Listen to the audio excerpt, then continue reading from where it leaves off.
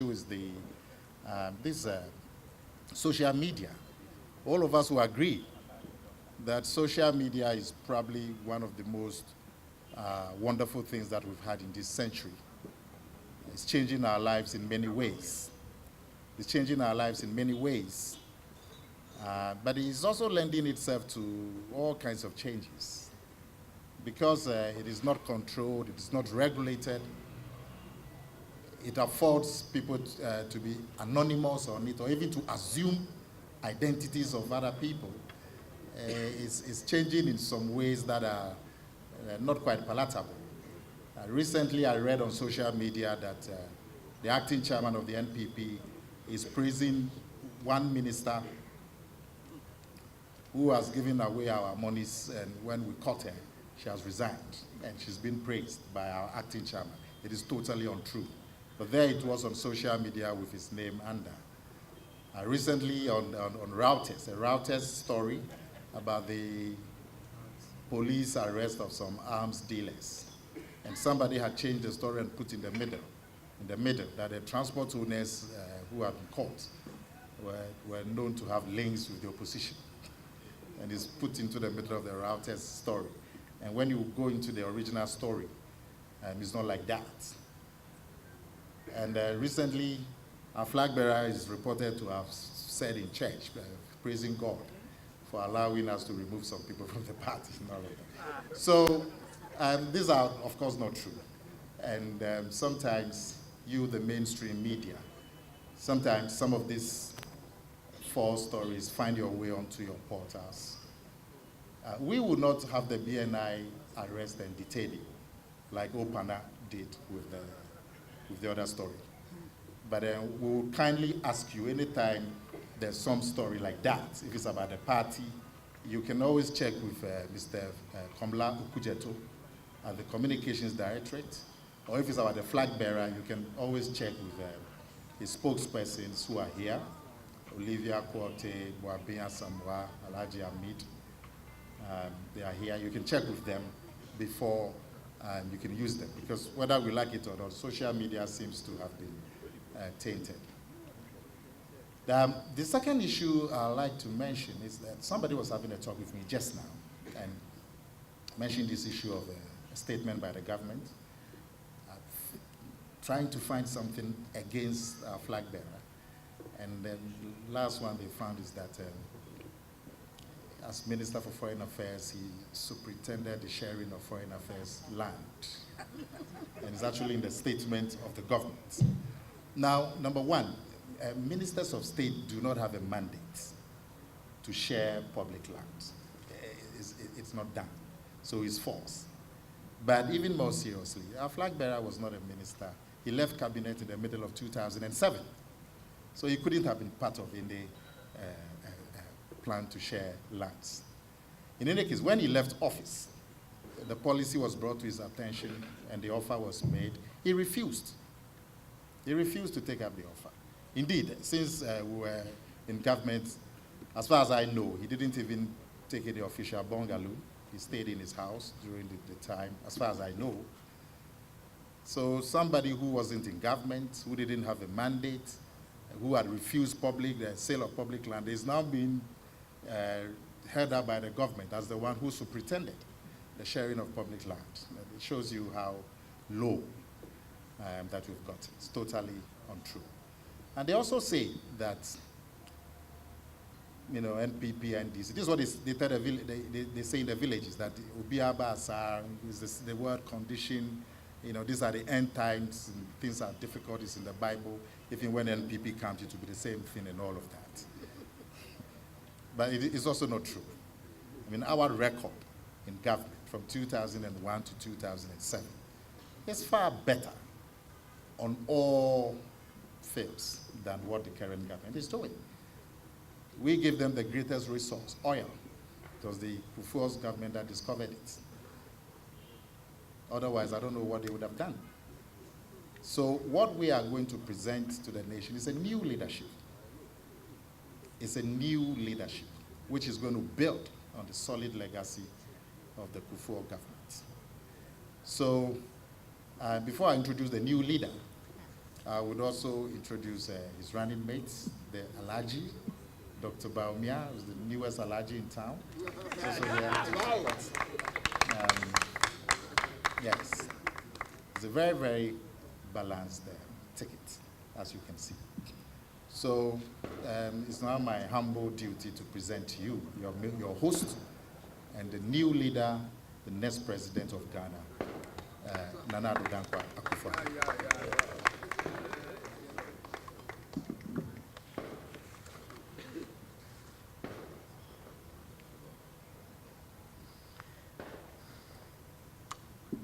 Acting National Chairman, Mr. Blay, ladies and gentlemen of the media, MPP dignitaries, Dr.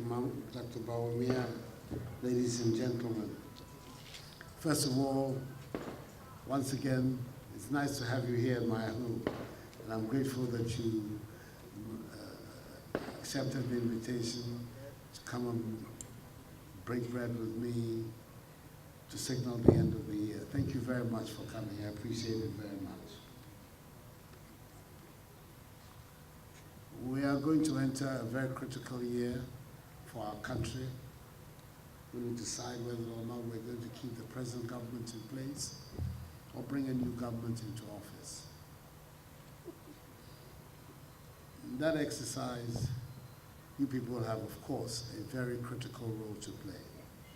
And one of the encouraging things about the Ghanaian media is that it continues to be a very vibrant media, and that the expectations of those of us who undertook the repeal of the criminal libel law, that it would stimulate media development and activity, largely have been met. And it is largely because of the work that you have been doing. The country owes you a big debt of gratitude for the work that you continue to do. We're talking about one of the big issues confronting our country today, the issue of corruption. You've taken an important role, and I think that all of us are here witness the role that City FM played in this question of the rebranding of the buses. We should all congratulate City FM for taking that positive role. And there are, and I believe it's a path, a course of conduct that I want to recommend to you, because in classical language, you are supposed to be the watchdog before the state watchdog of the country. You're watching our country, its institutions, on behalf of lots of ordinary people who otherwise don't have a voice. If they're going to be cheated and exploited, stolen from, the onus is on you, largely on you, to expose that, to show the wrongdoing. Would Watergate have been possible without Woodward and Bernstein? I doubt it. And yet, because of their persistence, canker and the body politic of America was exposed. Corruption is a big issue on the lips of all of our people. I believe in that exercise, you have a very, very important role. And it requires what? That you stay with it. This is what happened in the City FM expose of the buses. Sky got the papers from Parliament, and he stayed with the story. And in the end, it has brought about some kind of retreat by the government on the matter. We need to continue down that line. If it is true, what is being said, that huge sums of money of the poor people are being diverted into private hands, it's a big problem for all of us. And it's going to be a problem for our today and our tomorrow. Already, we are, in the words, the language of the people in Washington, a country with a high risk of debt distress. And if all those debts have gone into fueling large-scale corruption, then our country is in serious problems. And yes, we, politicians, have a role to play, but you have a role to play. And I want you to encourage you to stay focused on that role. You are defending those who cannot speak, but who constitute the majority. I'm looking and hoping that the year ahead of us is going to see a very vibrant cooperation between us. A cooperation is not that every day you're going to go and say Akufo-Addo is the man. No. All of us should be under scrutiny. But a cooperation that says that you are also going to say and do what is necessary to protect the interests of our country. I'm aware that there's a school of thought that says that money is everything, and that there's a lot of money. I'm aware there's going to be a lot of money washing up in the media in the year ahead of us, which is going to require you to spin and spin and spin. But one of the limitations of spinning is that it can never spin away the reality. The reality continues to be what we are all witnessing, an economy in disarray, and an IMF bailout country, which is not where we should be. So whatever be the case, the spinning and spinning has its limitation. The limitation is the reality and the truth of what is going on in Ghana. For myself, for our party, we have a vision of what Ghana should be. We began when J. Akufo was in power to lay down the basis for that vision. If we're given, God willing, this coming year we'll be given the opportunity. We're definitely going to move in the next phase, a phase which has to do with the structural transformation of our national economy, not in words, but in significant deeds and policies that are going to make it possible. Côte d'Ivoire is undergoing the economic upturn, boom, development that is going on there. Ghana should not be going in the other direction. We're capable of repeating, if not expanding on what they're doing out there. But for that to happen, all of us in public space, we're required in our different ways, always to be conscious of the interests of our people, what will serve their progress and their development.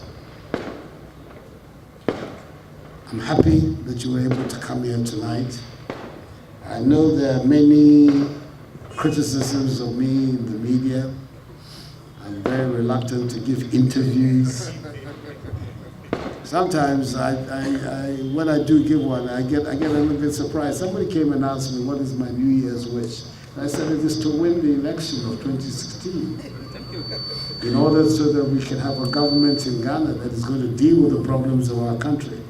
To my surprise, I saw a headline that says, my wish is that I was going to be president. Well, obviously winning the election would make me president. I don't know. Perhaps they made the connection that I had not made. But it tells you a little bit about interviews. You don't control the headline. But let's all work together in sanity. My doors are going to be very, very open this year. I'm hoping that we're going to be able to cooperate in a large way so that we can give the Ghanaian people the opportunity to make an informed decision for us, all of us, our welfare. I believe it's going to be November next year. There's this continuing problem that will not go away, electoral reform in our country. It's something that you should also pay particular attention to. We're about to enter our 7th election. And really, the progress that we're making should mean that this one should be the best election of all. Our whole reputation and image and profile in the world as this oasis of peace, of stability, of African success in the organization of democracy and a nation based on the rule of law hinges very much on how we're going to approach next year's election. What I'm appealing to you is let us all involve ourselves in making sure that we have a free and fair election in Ghana next year. With that, we guarantee ourselves a continuation of the peace and stability of our country. I'm confident that when that happens, I'm going to win the election next year. We have a free and fair election. So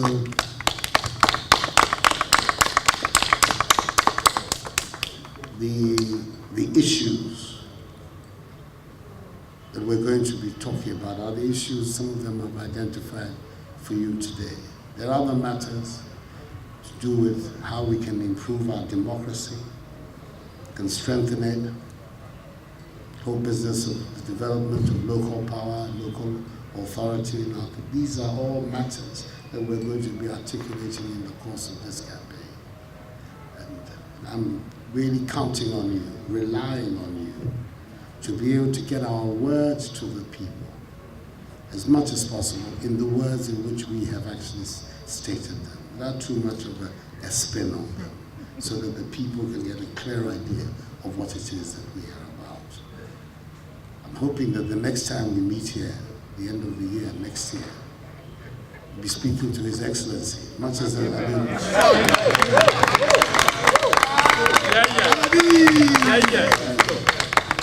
much as I'm not very fond of that expression. I think being called president is enough for most people, I would believe, without the embellishment of His Excellency. But conclusion, it's not a secret. Our party, we've had a difficult year. The upheavals that have come through, unprecedented action. 3 of our senior national officers have been suspended. It's been a difficult time, and incidents have occurred inside the party. The killing of 2 of our important activists, exercises at the party headquarters. It's been a very distressing year for all of us. But I believe strongly that what happened in Sunyani last week has meant that we have put a line underneath what has happened. I understood the success of the conference in Sunyani as the party grassroots saying, "Dear one day, one day, one day, dear day, dear mother, this one coming. What has happened, regrettable, but it's behind us. Now we're going to be looking in the future. I'm aware that our opponents don't have any other language to tell the people of Ghana and that there's a problem with the NPP. So they should, by default, be allowed to continue to mismanage the affairs of our country. It's not going to happen that way at all. The NPP is going to be in good shape to fight this election next year. So we're in your hands and in the hands of the people of Ghana. They're watching all of us and will make their own decision about the role that we're playing in addressing issues of their welfare. Thank you so much for coming. And I've just been reminded of an important duty that I should have done at the outset. Your colleagues who this year have been victims of these various accidents that have passed, I think it's an appropriate moment for all of us to have a minute's silence in their memory. So if you join with me to have a minute's silence in the memory of the journalists that have departed this year.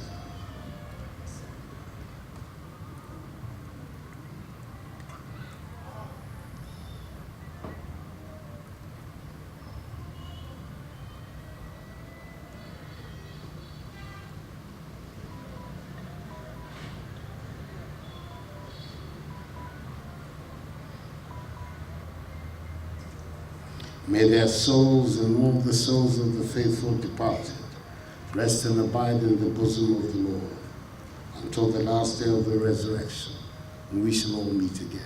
Amen. And thank you. Thank you very much.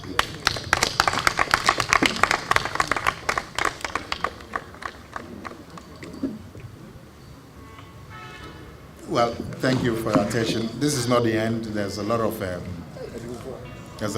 stuff to my right.